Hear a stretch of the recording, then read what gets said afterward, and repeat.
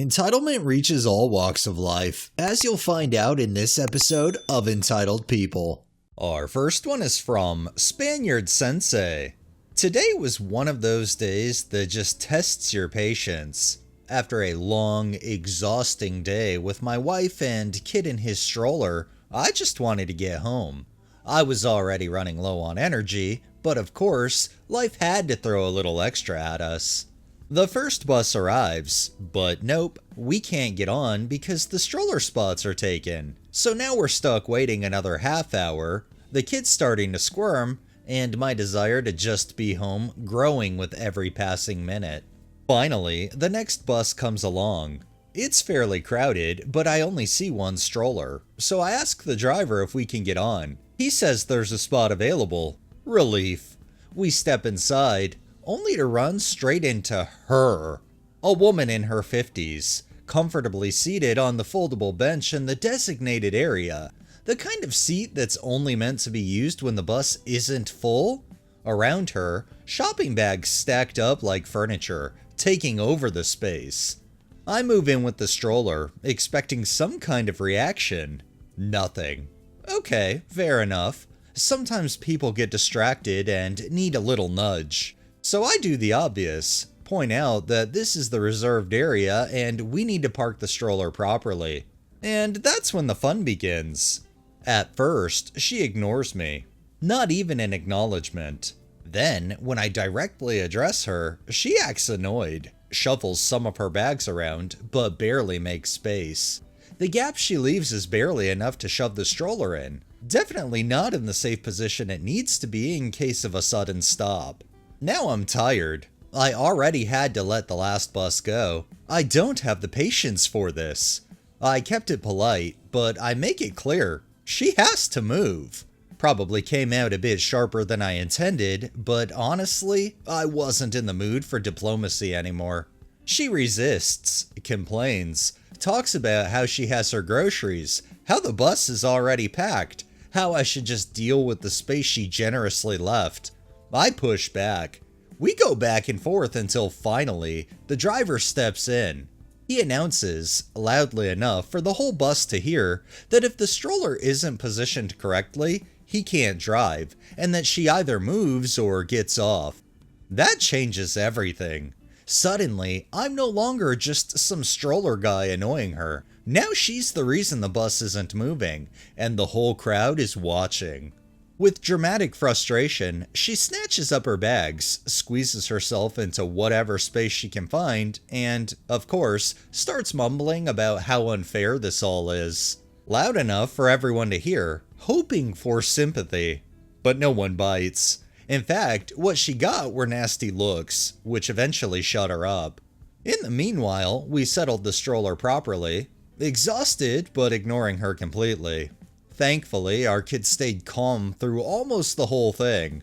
The last 5 minutes he started being noisy, but luckily we managed to half-handle the situation until we finally reached our stop. Ah yes, the Karen who thinks that something belongs 100% to her, in this case the bus. I do think it's funny she tried to gain some sympathy at the end after being called out and nobody gave it to her. This next one is by Representative Key 136. Today was one of those days where you just think, wow, people really suck sometimes. I was parked, getting out of my car, when the wind blew my door open gently. It barely touched the car next to mine. No visible dent, just a possible mark. I immediately acknowledged it and offered to exchange info. When I explained it was the wind, not to avoid responsibility, but just to clarify that it wasn't a careless act, she cut me off with, No. Something like this happened before and it cost $2,000. My car is new. At that point, it felt less like she was assessing real damage and more like she was trying to guilt trip and manipulate me. She even pointed out a completely unrelated mark further down and insisted that was from my door too, which made no sense based on where the door touched. And then it escalated fast. She started filming me and my toddler, who was crying in his car seat, scared and confused. She threatened to call the police. I was trying to stay calm, juggle my phone, pull up my insurance app and soothe my child, and she just kept the camera on us. I could feel my son's distress behind me, and that's when I lost it emotionally and called 911 myself. I didn't feel safe or respected, and I needed a neutral record of what was happening. After I gave her my info, I went back into the car to comfort my son, who was then screaming and crying from the stress. I looked up, and she was still filming us. I was literally just trying to calm my scared toddler, and she kept her phone pointed at us like we were some kind of show. That moment broke me, and it didn't stop there. When I showed her that I'd called 911, she told the police I had banged on her window, which was absolutely false. I simply held up my phone near the window to show her the call screen. She also accused me of locking my child in the car with no air circulation, which was so far from the truth. I was right there, window cracked, AC on. It was just another manipulative accusation meant to make me panic. She even lied about having the same insurance as me, USAA, when I first mentioned mine, but it turned out she was with Geico. Just more weird, unnecessary power moves. I know she probably assumed she could intimidate me because I'm an immigrant. English isn't my first language, and I look like someone who might not push back. But I didn't back down. I gave her my info, I made the call, and I stood my ground. My husband showed up by Uber when I called him, and for the first time in the whole interaction, I felt not alone. I'm still feeling the stress hours later, but I'm proud of how I handled it. I didn't yell, I didn't film her back, I didn't escalate. I protected my son and kept my dignity, because I want him to grow up knowing we do not back down from unfairness. We do not let people shame us into silence, and even when our hearts are pounding, we speak up. Thanks for letting me unload this here. Just needed to breathe it out somewhere real. It's Karens like this you have to just know will do anything they can to try to twist whatever story they're trying to spout to go their way. The fact that she was trying to claim other damage happened that clearly wasn't from the incident, and her manipulative tactics, says it all. A real piece of work. And our final one is from a Soggy Tozy. I just saw a similar-ish post that reminded me of this unfortunate memory. This was a few years ago now, but it never fails to aggravate me. I used to work as a receptionist at a fairly busy medical clinic. It was the day before a major holiday, so the mood was jolly and it was an uncharacteristically slow day in the office. We had a patient and his wife no-show in the morning, no phone call, no reschedule, no nothing. Naturally, after about half an hour, their appointment is canceled. Things are running smoothly until we see a patient who was recently released from the hospital and is following up with us. They look extremely unwell. By this point, my spidey senses are tingling that something's about to go down. Mid-doctor's visit, the patient suddenly loses consciousness and begins coding, cardiac arrest.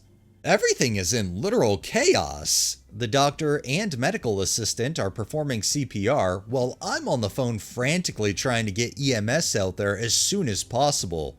The spouse is crying and screaming, and patients are slowly trickling in to witness this all in plain sight. Naturally, most people were kind and concerned, giving us space to work, silently signing their names and taking a seat. Of course, it's during all of this frenzy that entitled patient walks in. As I'm finishing up my emergency call, they begin tapping repeatedly on the glass. Hey, we're here for our appointment. I hope the wait isn't going to be too long. Also, it's very rude that you were on the phone when we walked in.